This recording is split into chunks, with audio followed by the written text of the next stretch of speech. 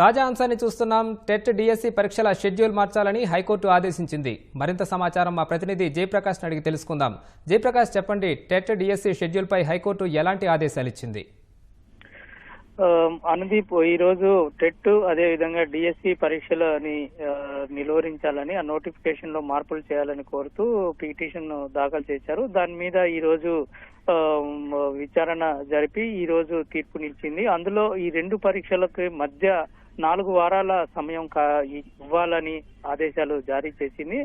దీంతో పాటు గతంలో 2018లో ఇచ్చినటువంటి దాంట్లో సముచితమైనటువంటి ఈ రెండు పరీక్షల మధ్య సముచితమైన సమయం ఇచ్చారని, అయితే ఇప్పుడు మాత్రం 5 ఏళ్ల తర్వాత ఇచ్చినటువంటి ఈ డిఎస్సిలో నోటిఫికేషన్ లో మాత్రం తగిన సమయం ఇవ్వలేదు అనే అభిప్రాయాన్ని హైకోర్టు వ్యక్తం చేసింది.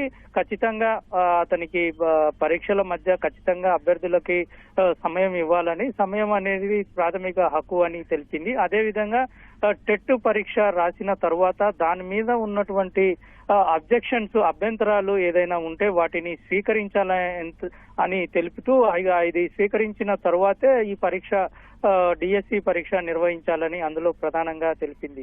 ఇప్పుడు ఒకసారి కేసు పూర్వపరాల్లోనికి వెళ్తే, ఇటీవల ప్రభుత్వం ఇచ్చినటువంటి డిఎస్సి అదేవిధంగా టెట్ పరీక్షలకి సంబంధించిన నోటిఫికేషన్ లో టెట్ పరీక్ష నిర్వహించిన తర్వాత వెంటనే ఇది కూడా వీటిని నిర్వహించేందుకు నోటిఫికేషన్ లో ఇచ్చారు. దానికి సమయం అనేటువంటిది చాలా తక్కువ ఇచ్చారు అనేటువంటి అభ్యర్థన చేస్తూ ఈ పరీక్షల నోటిఫికేషన్ ని రద్దు చేయాలని, ఈ రెండు పరీక్షల మధ్య ఖచ్చితంగా తగిన సమయం ఇవ్వాలని, దీంట్లో గతంలో ఇచ్చినటువంటి ఉత్తర్వులు కూడా ఉన్నాయని, గతంలో ఏదైతే నోటిఫికేషన్లు ఇచ్చారో వాటిని కూడా అభ్యర్థులు పిటిషనర్లు వివరించారు. పిటిషనర్ల తరఫున శరత్ చంద్ర వాదనలు వినిపించారు. ఇందులో ప్రధానంగా ఇటువంటి ఈ రెండింటి మధ్య లేకపోవటం వల్ల చాలా మంది అభ్యర్థులు నష్టపోతారని, ఖచ్చితంగా నిబంధనల ప్రకారం ఇవ్వాల్సిన అవసరము ఉందని, ఎందుకంటే ఒక పరీక్ష రాసిన తరువాత రెండో పరీక్షకు ప్రిపేర్ కావాలంటే కొంత సమయం అనేది ఇవ్వాలని తెలిపారు.